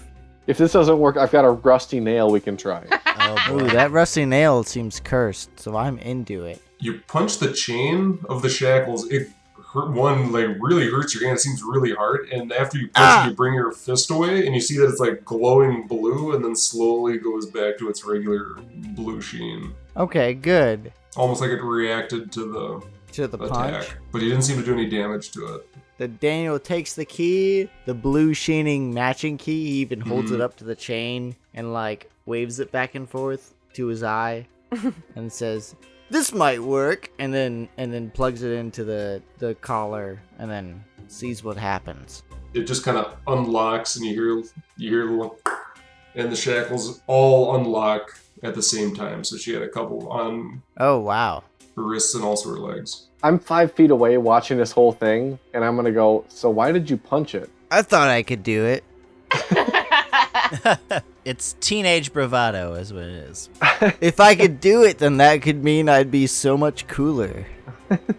Anyways, Okay. Alma, you're free. You're welcome. So you guys eventually leave the place. So Alma is obviously free from the shackles, and she, with some help from Ingus, convinces the rest of the people that Solomon was up to no good, and there's something happened to him. Probably having to do with the cat-legged brain thing. There was something up. That's something that changed him. As you guys go through kind of the rest of kind of the crypt into some of the spots that you haven't been before, there's a room that looks kind of like a completely ransacked laboratory. Ooh. Leading in and out is there's like a bunch of bloodstains leading in and out, bloody footprints. And as you turn the corner kind of into this lab, you see what looks like a destroyed and blood-soaked remains of a medical lab. So tables lay upturned, leaving tools and dirty rags scattered along the floor. In the middle, a table of papers stands untouched, with 3 rotting and yet still squirming humanoid specimens that are chained along the walls. You can also see that there's a few other cages that have been opened that have like bite marks and dents in the cages, and also kind of like bloody footprints leading out, possibly where the other zombies from before were contained and then became released. In the middle, with the pile of papers, you can see it's like a bunch of like medical notes. You can see there's different diagrams of human bodies, and also through like different stages of like the roving death. It looks like he was experimenting on incubation times from the roving death to see how long it takes, and then also what's affected. And it says that it can vary from hours until they go full zombie after being bitten, or it can be up to days. And that fully infected individuals still show signs of recognition of personal belongings. And it says with a little question mark, it goes, conscious memories may linger after death, with a question mark. And then also some other diagrams of different zombies and also where he had them bit from zombies he had in there before. Did we stop him from doing very important work? Like, is that something we should be worried about? I mean, they were doing it in unethical means. I mean, yeah, he He didn't even want to sacrifice himself, asshole. And it was all because of a brain cat at the end of the day, which can't be Right. trusted. Can't be Right. good. Can't trust a brain cat. It's weird. If it were a brain dog. Yeah, a brain dog is very reasonable. A brain cat is fucking weird. And then on the table, you find a very shiny scalpel. A scalpel? It seems to glint more than what an unmagical item would. I'm gonna take that and put it in my bag right next to the magical needle. You love all the sharp stuff. He gets the sharp objects. Riven has a knack for cursed items. You should throw that needle away, though. No. Keep that needle. It's probably fine. I'm gonna poke someone else with it next time. You get a scalpel, a nail, and a needle. What else do you need? A couple pliers and a bone saw. I think you're Some set. vice grips. A whole lot of vice grips. Is Riven a serial killer? Oh my god. Tune in next time. On the opposite end of the crypt, Before we leave that room, I'm gonna draw my short bow and I'm going to fire an arrow into the head of each of these 3 squirming individuals. alright. That is very sweet of you. And so with a little extra squirming, you're able to finally give them Before rest. he throws that third arrow, Daniel smashes a fist into the last one. And gah! Okay. Picks up on the mood. I was Boys. gonna say you watch out for the teeth. Don't punch him in the teeth. You'll be good. I don't. I punch him in the back of the head. Gah! And you're able to finish him off. And I give a thumbs up to the other member of the Sneaky Boys. A blood-curdly thumbs up. And you can see that each of those 3, they have bite marks in different spots. One's bit in the arm, one in the lower leg, and then one's bit in the neck. And that correlates with like kind of the notes of what would happen if you got bit in different places. But apparently, Interesting. sight and speed isn't correlated of when you turn. We should try to track down what that one-armed guy, if he survives, and how he reacts later on. Yeah. Of course he's going to survive. I performed life-saving surgery on him. He's off on a magical farm with Farah, and Aw. Yeah, that's a sneaky boy seal of approval right there. On the opposite end of the crypt, there's kind of another smaller room, not quite as bloody, but it's got 4 different, looks like medical beds. Obviously, they're bloodstained and whatnot. And there's a little desk, again, with some kind of papers on top of it. And so in this notebook, again, it's kind of like notes on different experiments that were being done. This one's got notes and different diagrams on metal grafts that were being sewn and integrated into skin, then using magic and Mercy's Burden to heal the skin around it. So instead of wearing armor, you could incorporate it into flesh. And they're trying to figure out how to get it to basically sync together using healing magic. I'm stealing all these notes as we're going by. Nani! Also, in the notes, write that down, Kurt. Write that down. the term Dark Masters is used over and over, and it looks like the experiments were being used on humanoids to eventually lead to a perfected form that the Dark Masters could use in order to become perfect, and then also immune to the roving death. And it talked about like a new cult that was popping up in Vespothus called the Iron Path, and that they'd be able to use this new cult in order to experiment on humans to better serve the Dark Masters once it was perfected. Cult, stay away from them. And next to these notes, there's this chunk about yay large, about a foot long and maybe like a few inches wide, of it looks like a kind of like a purple and greenish iridescent bismuth crystal. Oh. I want it. I take it. She's the bismuth collector. Dalana, as you like reach your hand towards it, you can see that it's got different like, cubic inner parts inlaid into it, and as your hand goes towards it, it seems to flow and like waves of like cubic waves begin to form in it. Ooh. You grab it, and it just kind of begins to almost flow and morph in your hand. Oh shit. So cool. It says, "Welcome to my sex cult" type thing. Wouldn't be the first time. As you're grabbing it, what's something that you think? What do you think Dalana would be thinking about touching this flowing metal? She wants to add it to the table, our other table piece for sure. But also, like, this is cool, and she's gonna want to figure out if it's magic once she gets her spells back. I don't know. Is it magical? Can't really tell. Seems magical. Could be. Could be dangerous. So for a split second in your mind, the scene flashes of Riven kind of stabbing Solomon with his rapier, and just for a second, the metal in waves takes the form of a rapier and then flows back down into an ingot, almost as if it was following your thoughts. Oh my god. I fucking love this shit. Hell yeah, I'm putting that in my bag. But that's everything that's in that other part of the crypt. So in other things that are found, so from the gold that's piled up from all the different victims, so total, we've got 1,900 gold. Whoa. We don't have to split it with Henry anymore. Yep, there's 80 platinum, Oh shit, platinum? and then 5,200 silver pieces. How many silver? 5,200. I'll split everything up right now. Yeah, you math it. Everyone gets 1,040 silver, and We'll do math later. All right, so that's everything. Do we Mhm. probably sneak out of here at this point? Any other items? Oh yeah, that giant small man's armor. Yeah, so it'd be a set of splint mail. Split mail? That sounds pretty cool. Splint. Splint? Even We cooler. don't know if that's heavy or I think it's heavy. that's not gonna be useful. It's at least sellable. I only punched it. Can't be that busted up, right? And then he's got a warhammer and a shield. See, this is why we buy a donkey. to carry that with us. Yeah.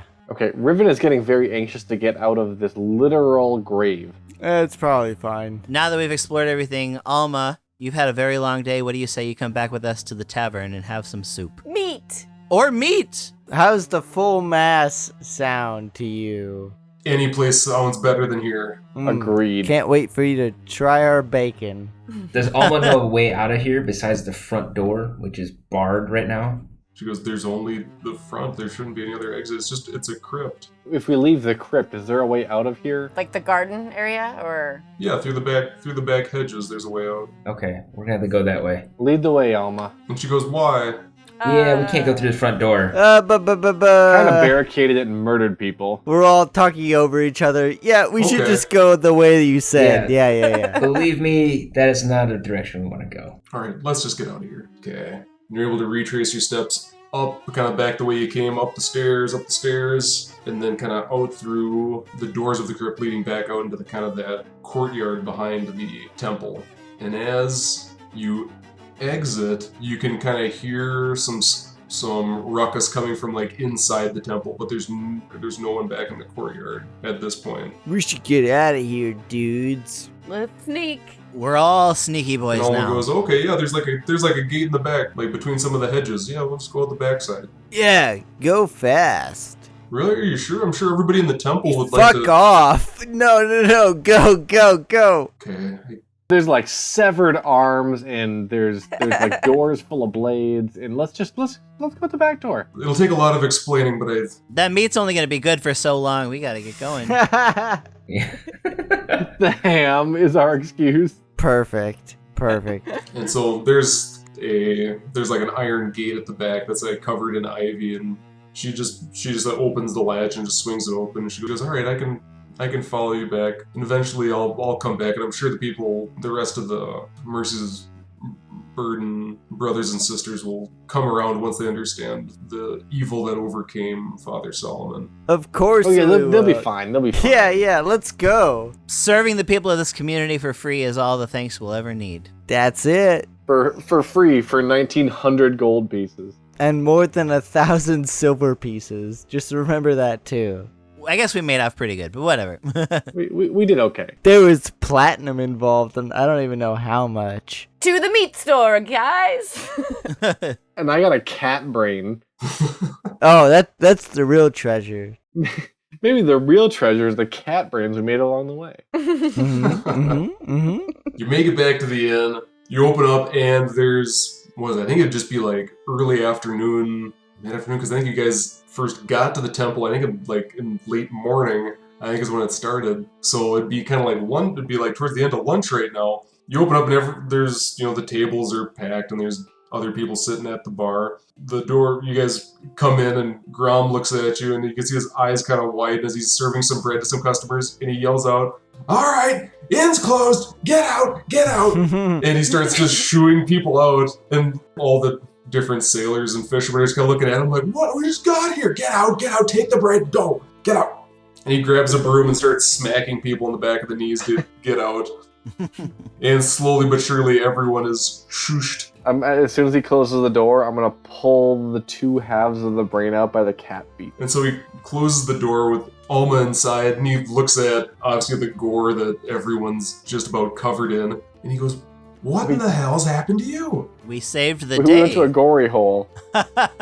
Daniel just gives a thumbs up. Everything, and he looks over at Alma, and she kind of explains the situation, that you were the heroes that were responsible for, taking care and ridding Father Solomon of his evil, even though it ended up, taking his life. Everything should go completely back to normal now. Probably. And then I'm gonna say, and then a cat brain crawled out of him. I'm gonna lay the cat brain down on the table. Cat?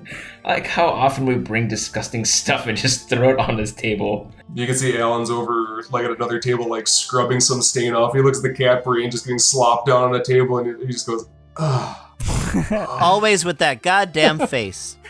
Can't you be more welcoming? Grom looks at it, and he goes, "I don't know what that is, guys. That came out of him?" Moral of the story is Father Solomon is taken care of. Mission accomplished. Mission accomplished. Should we have brain soup? Ooh, interesting. Maybe we shouldn't eat I it. think I'm gonna pass. I gotta say, well done, but we had a couple fishermen in here that were saying that there was some attack on the temple. Would you guys know anything about that?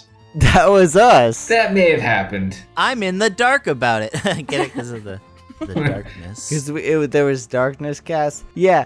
Other than that, though, we killed Father Solomon. If that's what you're asking? And we killed the zombies. There's zombies? The unseeing ones. Yeah, there was a money man we killed. The giant dwarf. There's a plethora. And at one point, Alma's neck was like snapped completely in half, and it's like not anymore. We didn't discriminate to who we killed except for if they were bad guys. So we unkilled Alma. Yeah, Alma's good. Yeah, and she goes and explains to Grom that you saved her life. 100%. And did I mention there was a cat brain? It's a brain cat, not a cat And brain. it tried to melt my brain, and I was very upset about that. So in conclusion, who can tell us more about cat brain? More importantly, who pays? Who pays? I think we already got paid. Did we? Yeah. Pay. More? More You are pay. the perfect candidate for a philanthropic secret society. More pay for Daniel-san. You can take what you want along the way. Okay, I did that, but what This about... is for the better of everyone. And I'm gonna go, but let's Oh. focus on the cat brain. Okay, I know a guy that might be able to help on this. I don't know what's up with the cat brain. okay. I know a guy. So Riven, hold on to that. You got a good bag? It's okay. It's a great bag. Maybe there's a bag of holding we could borrow. I got a sack in the back. Okay, I'll bring somebody over. I think he'll know what this is. I think. that's all I want. Cat brain. Why does it have legs? Okay, and he like kind of like scoops it into like this other like leather sack. He goes, crazy world. It sure is. Going back to the lunch crew that was just in. So with that whole attack on the temple, Yeah. Ingus, Uh-huh. they said there was some crazy clown that was coming up. They said some kid, indistinct, and he looks at you a little bit, Daniel, but they said that a very small clown was seen before the attack on the temple, and then everything went dark. It's a very big city. There could be many clowns of many sizes, multiple of which could be small. How many child fools are there? There's not a lot of child clowns. The odds are high that the clown in question is me, but I'm not panicking. But did they mention how many times that kid got punched in the face? I didn't hear about that. I just heard it was an absolute mess. How bruised was that child? I didn't hear the details on that. All I heard that there was a really small clown that was seen before the attack, and then I saw a lot of blue cloaks running down the street towards the temple. Circumstantial evidence is all I've got to say, dude. I think we're all gonna have to lay low for a bit while this blows over, especially you, big guy. And he points over at you, Ingus. I am all about fading into character, is all I have to say about that. You want me to fade into the background? Then I fade into the background. Where'd Ingus go? Ingus, I think it's best if we send you off just for a bit until things cool down around here. You're the only guy that it sounds like, and this is from the drunks, so I'm not sure, but it sounds like that you're the only guy that they spotted. Unless you take off all your makeup and keep it off. And even then, they'll be probably looking for little people for a while. What if he just went from a happy clown to a sad clown? Like, that would work, right? Oh, or an angry clown. Sounds like they're looking for small clown in general. This may be curtains down for Ingus and Besbofus. Oh no. But what if we got you a clown car? What's a car? Or what if you just had to be in charge of the sessions from now on? If laying low is what Janandra wishes, then whatever Janandra wants, Janandra gets. Send in the clown. It'll be for the best. Hmm. I'll close up shop for a while. We'll just lay low for a while. We'll see how the Children of Chaos react. I think we'll be alright. I don't think they got too much of a feel of identifying anyone other than Ingus. All I ask is that wherever I go, they give me a little halfling-sized bed and a place to sleep. Wouldn't you rather a full-size bed? You just have a regular sized bed and have more room. Yeah, dude. I appreciate being catered to, the specificity No, you're of it right. all. You're an artiste. I get it. Ingus is going to get emotional and sort of like try to get everyone to come in for a group hug, whether they do or not. Yeah, Daniel pushes away a bit. Just play us a piccolo tune. That'd be really nice. You were fun to punch. I'm going to turn to Grom and be like, where do I go from here? We'll go down in the basement to the door, and then I'll send you off. You just gotta walk through. I know where we'll send you. Don't worry, you'll come back. I'll nod and I'll say, lead the way, and then I will indeed pull out my piccolo, and I will shed a single tear as I piccolo and follow Grom where he's bringing me. And Grom just kind of like leads you towards the back where like the trap door is into the basement, where that leads. And he turns over the back and he goes, Alan, pull out some ham. These guys are hungry, I'm sure. Ham.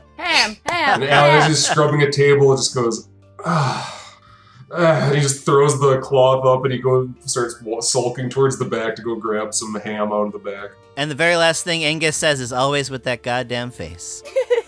And as Ingus leaves Daniel's eyesight through whatever doorway or whatever, he sucks a tear back into his tear ducts and he just gives a salute. Just a little. That's how strong of a monkey's become. He can literally suck liquids back into his body. 100%, yeah. That's what the cartoon says, anyways. Bye, Ingus. And that's quite the exit. Send out the clowns. Ingus, you're walking down. Grom opens the door and you see the door kind of leads into a strange place. And he goes, you did a good job. Don't worry, you'll be back. They'll have jobs for you on the other side. I will do one last flourish of the piccolo, and then I'll tuck it away. I'll do a last bow, and then I'll walk through the door. Grom, like one tear goes down and he goes, you got away with music, kid. And he kind of like walks you through and then closes the door behind you. That was the first performance I ever enjoyed of his, and now he's gone. I hope you're not talking about that as like your husband and wife situation in real life. Shut up. We're all in character. Yeah. Yeah. Thanks so much for joining us on another quest. Be sure to tune in next time to keep up with the continuing adventures of our crew. You can check out the video version of our adventures on YouTube, or you can listen to them as podcasts wherever podcasts are found. In the meantime, make sure to subscribe to our YouTube channel and follow Heads Must Roll on Instagram, Facebook, and Twitter. Thanks!